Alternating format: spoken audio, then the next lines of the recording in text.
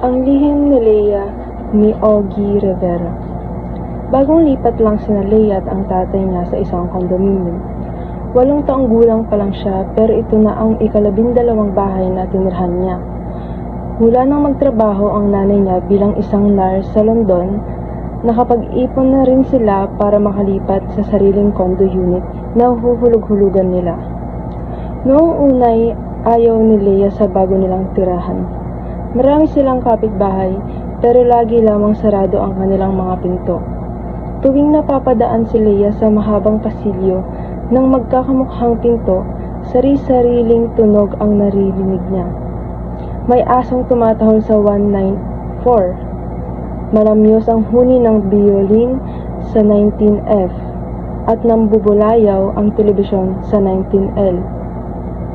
Isang araw, isang kagilagilalas na pangyayari ang nangyari kay Leia. Bigla siyang nagkaroon ng kapangyarihang tumagos sa mga saradong pinto. Labas-masok siya sa mga ito na parang multo.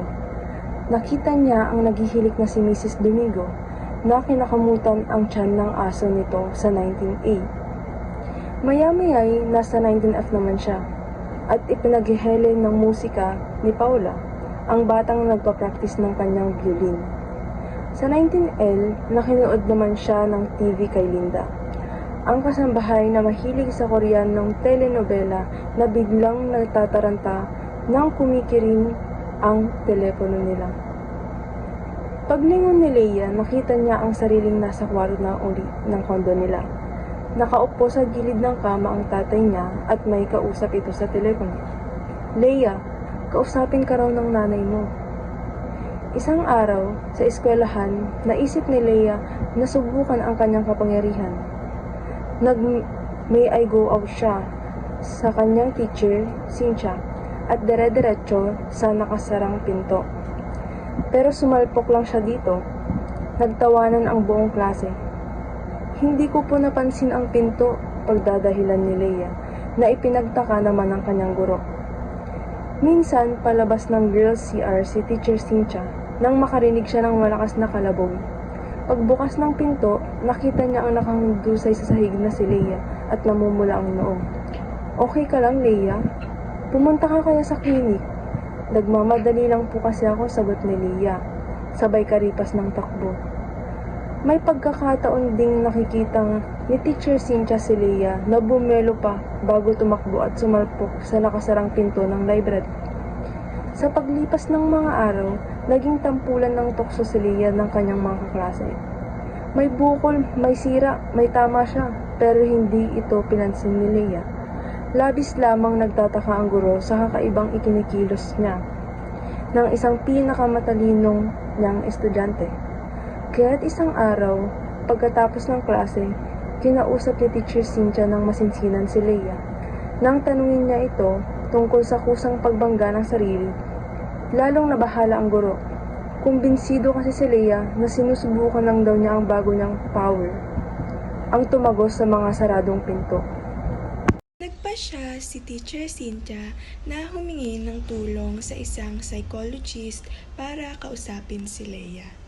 Sa kanilang pagkukwentuhan, nailarawan ni Leia kung paano siya nakakatagos sa mga pinto at kung saan-saan siya nakakarating.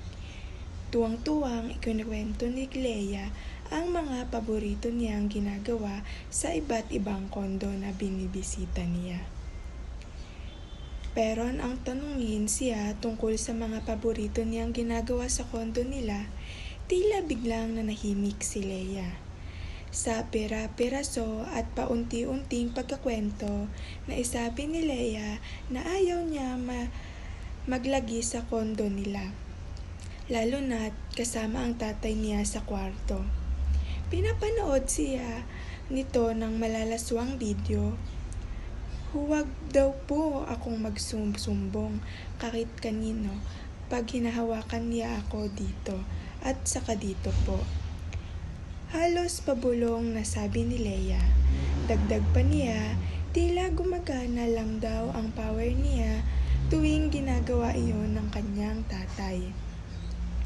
Agad humingi ng tulong si Teacher Cynthia sa social worker para mailayo agad si Leia sa tatay niya.